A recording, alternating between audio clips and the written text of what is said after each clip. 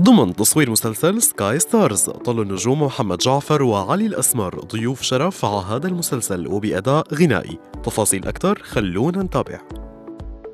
أنا ابن حمص، ابن هالمدينة الحلوة الرائعة.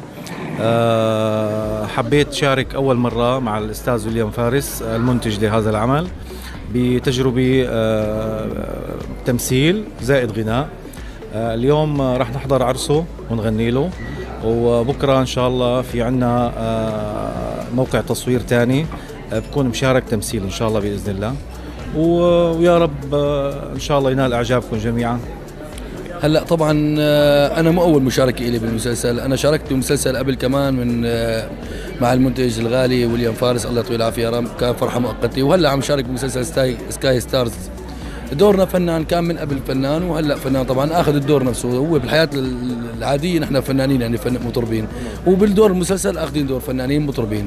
ان شاء الله يا رب يكون لنا فرصه حلوه وتتيح فرصه حلوه وينال اعجاب الجميع يا رب. هيك كان لقائنا مع الفنان محمد جعفر وعلي الأسمر. تابعونا لتعرفوا تفاصيل أكثر.